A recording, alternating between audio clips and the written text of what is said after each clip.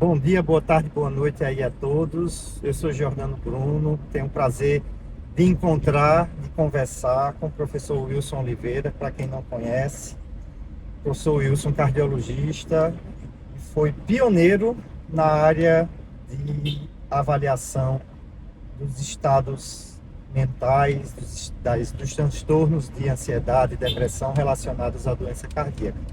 Professor Wilson, é um prazer eu ter aqui o senhor nessa viagem que a gente está fazendo, né? Nessa conversa rápida. E a gente Essa vai prazerosa viagem. Pois é. E a gente vai assim, conversar um pouquinho sobre as inter-relações do coração com a saúde mental, né? Essa via de mão dupla, a gente costuma dizer, de uma coisa levando a outra, e que o cardiologista, o clínico geral, as pessoas interessadas e os pacientes que porventura venham assistir essa live, eles possam usufruir dessa nossa conversa. Então, o que é que o senhor acha dessa inter-relação coração-mente? Pois é, eu acho primeiro de agradecer o convite, porque é um tema que pouco tem aparecido nos congressos, e é algo que os clientes cada vez reclamam mais, que é exatamente uma relação médico-paciente mais horizontalizada, onde você entenda que de um lado você tem o saber, ou pelo menos o suposto saber, e de outro lado você tem a doença e o não saber, né? Então essa já é uma relação assimétrica e às vezes o médico a torna mais assimétrica, né? E por que que é importante esse tema que o Giordano trouxe?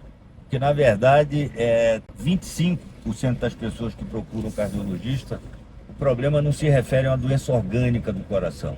Ele sente no coração, mas ela é gerada longe do coração. E na verdade se discutia muito em Platão e Aristóteles onde estava a alma. Um dizia que a alma estava no coração porque era quente, e o outro dizia que estava no cérebro.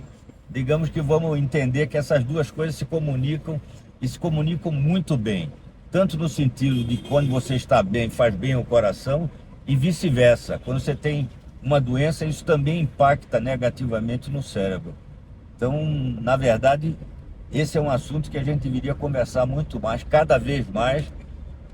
Eu costumo dizer que o primeiro médico a ser substituído pela inteligência artificial vai ser o médico que exerce a medicina como robô. Porque, na verdade, o doente quer é a parte humana. Claro que é óbvio que a competência técnica é fundamental. Mas lembrando que o exercício da medicina, na verdade, envolve ciência, arte, tecnologia e humanismo. Então, a ciência é importante, é fundamental, não se discute. Mas é preciso que a gente entenda que ali está um ser humano que, quando adoece, regride. E ele precisa de acolhimento, além da competência técnica. E muitas vezes o médico, ao invés de ter uma ação, digamos, placebo, em que só a consulta já melhora, o médico ele tem uma ação, digamos assim, do tipo nocebo, né? Se você vai a um médico e sai pior do que entrou, não volte. A função do médico é ansiolítica e não ansiogênica. Então, isso mostra como a comunicação médico-paciente pode impactar, sobretudo, na adesão ao tratamento das doenças crônicas, que é o que nós fazemos hoje, é tratar a doença crônica, né? E, na verdade, nós não curamos. O verbo curar em medicina a gente conjuga no varejo. O que a gente faz, na verdade, é controlar, né? E tudo começa na relação médico-paciente. Há um trabalho em inglês que mostra que 20 a 30% das receitas não chegam na farmácia. Você tem essa experiência do paciente dizer que não acreditou, né? Se eu prescrevo algo e digo, olha, isso às vezes dá certo, você está dizendo já que não vai dar certo. Então é importante entender que a palavra do médico pode levar você para o céu ou para o inferno. Então o médico tem que ser um arquiteto de palavras, no sentido de trazer muito mais uma ação ansiolítica do que uma ação ansiogênica. Então, eu acho que tudo começa com isso. Primeiro, pelo que o Giordano colocou, essa relação bidirecional entre o coração e o cérebro. E lembrando que não há nenhum outro órgão que tenha o simbolismo do coração. E nunca me falaram isso para mim no curso. Isso tem a ver com adoecimento. Não é à toa que 30% dos pacientes fazem depressão de volta ao lar após o infarto. Muitas vezes o infarto do ego é maior do que o infarto do coração e a gente muitas vezes não leva isso em consideração. Os sintomas da depressão muitas vezes mimetizam Isso. o sintoma de disfunção ventricular pós-infarto. É muita insegurança, Muita, incapacidade, o paciente se Carimba você como um paciente inviável, né? ele pergunta Ele perde, logo, ele acabei perde. a sexualidade, acabei Isso, meu trabalho, isso. não posso fazer mais nada. E cabe ao médico exatamente colocar as coisas de uma outra maneira. Bonita essa paisagem aqui, Giovanni. A gente, para quem não está vendo, a gente está passando aqui pelo açude de Apipucos, Mas essa parte eu não conhecia. que eu gosto de chamar de Lago de Apipucos. Porque Por não que existe não? tradução de açude para inglês, né? É. Se fosse na América, era Lake Apipucos, né? Vamos falar daquele lago lá da Suíça, né? Que é um lago, né? Lago. Aqui tá certo, concordo com você. Mas É mais poético, Mas, muito mais poético. mas voltando ao assunto, professor. O paciente que chega com uma queixa, muitas vezes, que parece ser uma angina, uma dor cardíaca, né? E que a gente encontra muitos elementos de ansiedade, de até transtorno de pânico. Como é que a gente faz essa diferença, né, entre a síndrome cardíaca verdadeira da síndrome do pânico, né? Isso, como é isso? Veja, acho que essa pergunta é bem pertinente. Na verdade, eu diria que a primeira resposta é escute, escute, escute. Veja que eu estou colocando a palavra escutar e não ouvir. Você pode ouvir e não escutar. Não é uma escuta passiva.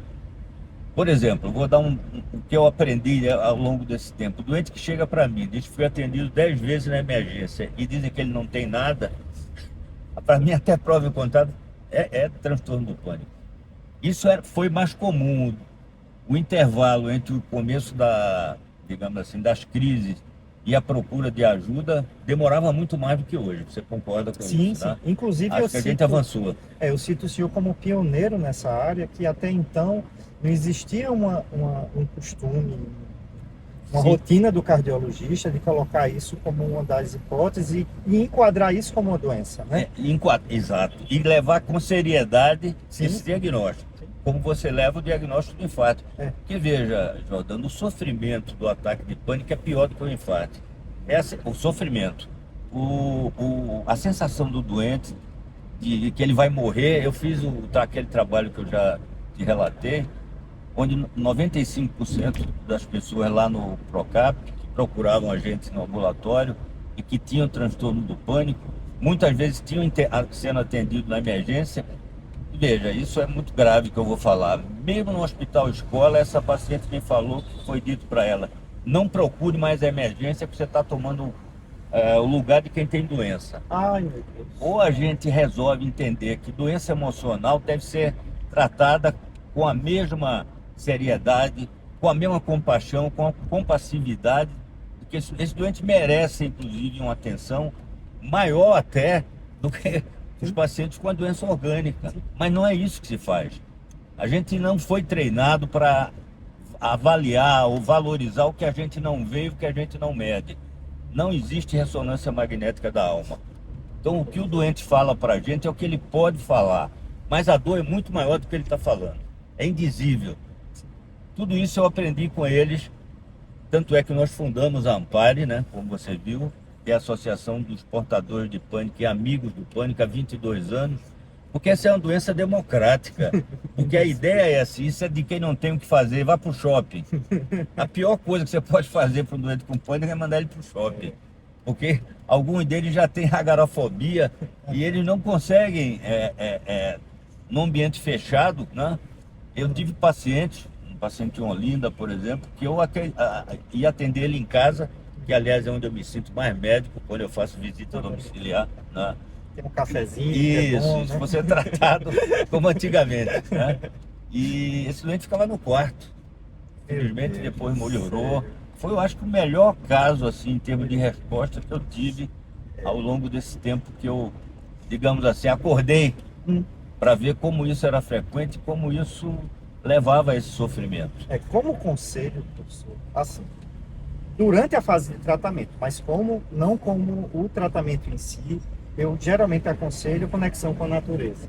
Tá? Mas Tem até está provado, né, rapaz? A conexão Sim, com a natureza é 15 minutos vendo as ondas do mar, pode ter um efeito ansiolítico igual Enorme. a qualquer um desses tarja preta.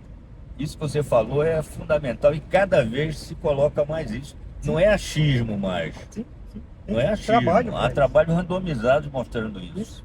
Tá? Perfeito. Como também é um exercício. Então, o tratamento da depressão hoje é farmacológico, psicoterapêutico, exercício e dieta. Sim. Então, porque é uma doença sistêmica. Na verdade, a gente hoje fala muito, vamos fazer a prevenção da doença cardíaca. A gente está fazendo de todas as crônicas. O que eu faço para evitar a doença cardíaca é o mesmo que eu faço para Alzheimer. São doenças crônicas, onde a inflamação está atrás. Né? Então, eu acho que no momento que a gente faz a medicina centrada na pessoa, ou a cardiologia centrada na pessoa, ao invés de estar centrada na doença, tudo isso aparece. Né? E traz um salário espiritual para quem faz a medicina centrada na pessoa, que eu tenho inveja de quem não tem esse salário. Porque é muito prazeroso ver o doente melhorar. Você sabe disso porque você também tem essa visão. Agora dá mais trabalho. Muito mais, ser médico mais centrado na trabalho. pessoa é muito mais. E às vezes tem hora que a gente tem É um desafio. vontade de ter um sofá ao invés de um birô no consultório. Diga assim. Como dizia Broiler que atendia Jung, né? E quando Jung chegava, Broiler tirava todas as outras consultas, né? E Jung tirava toda a energia de Broiler. Aí quando Jung saía, Broiler dizia para a secretária, manda uma tuberculose. Só pra dar uma... Então é mais ou menos isso. A energia vai, né, Jota? É. A energia vai. Se a gente, Realmente, se a gente não cuidar também da também nossa da saúde nossa mental, vai junto. o cuidado do cuidador, né? Não é fácil essa profissão nossa e sobretudo quando você tem esse olhar. Quando você tem esse olhar que não é um olhar burocrático de estar vendo o coração entrando no coração, não, no consultório. Quem entra no consultório é uma pessoa, né? Professor, a gente está adiantado aqui na hora, eu vou fazer só uma última pergunta.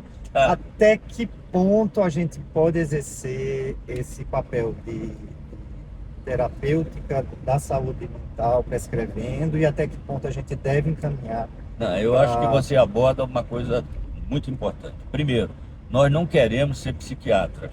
Nós sabemos. Agora, essa visão de medicina da pessoa, centrada na pessoa, tem uma forte história no Canadá, por exemplo, né? Onde isso já vem sendo, há vários livros, inclusive, sobre isso. Aqui no Brasil tem um livro de Pellegrino, que é exatamente medicina centrada na pessoa, medicina da pessoa, que eu recomendo a todo mundo. É da década de 90, mas está muito, talvez até mais atual agora. É? Não é?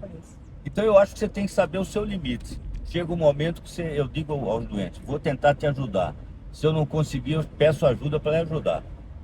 Da mesma forma que não existiria cardiologista suficiente para tratar todos os pacientes com hipertensão, não há psiquiatra suficiente para tratar todos os doentes, né, com pânico ou com outro tipo de... Sobretudo o pânico, que é o que mais nos procura.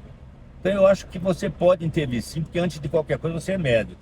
Agora, você tem que, na verdade, entender que é preciso que você tenha competência nessa área. E saiba exatamente o momento quando é a hora de dizer, ó, vou pedir ajuda para te ajudar, não vou te abandonar.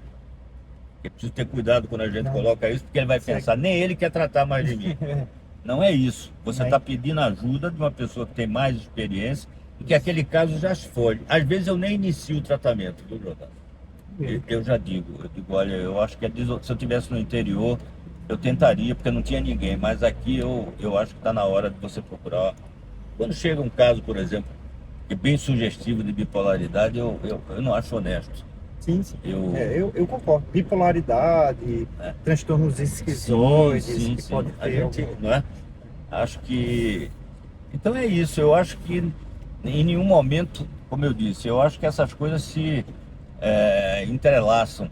Né? Essa relação cardiologista com a cardiologia e psiquiatria, elas estão juntas desde que surgiu a medicina. Hipócrates, quando ia visitar alguém, ele não olhava a doença, ele olhava contexto como um todo. E como dizia o filósofo Ortega y Gasset, o homem é ele e sua circunstância. Daí a necessidade de personalizar o protocolo. Né? O protocolo trata a doença, ele não trata a pessoa. Cabe a você adaptar o protocolo àquela pessoa, ou às vezes nem usar, né? Porque naquele caso, Você já... você diz, olha, nesse caso eu não posso aplicar esse protocolo. Então, meu medo é quando se coloca assim, eu fiz o protocolo, então eu fiz certo e não tem nada a ver com isso, né? Não é bem assim. Acho que o protocolo nos ajuda, ou a medicina baseada em evidência nos ajuda a cometer menos erros, né? Dá um nó. Então, é a bússola, não é o mapa. A medicina baseada em evidência é a bússola, né? Não é o mapa, ela não vai dizer. Mas, infelizmente, ela está sendo mal usada e, às vezes, se começa a fazer crítica, mas não é culpa da medicina baseada em evidência. É como você está usando. E usam ela até como uma defesa da malprática, né? Da maltrata. Isso que você falou agora, que é isso que eu quis dizer, mas você conseguiu ser mais explícito, Pois é. né? Professor, estamos acabando aqui nosso tempo. Eu queria agradecer muito essa nossa conversa. Eu acho que isso daria até um tema para várias e várias conversas. Obrigado. Mas Obrigado pelo passeio. vamos parar no cafezinho agora. Tá, Fazer. vamos.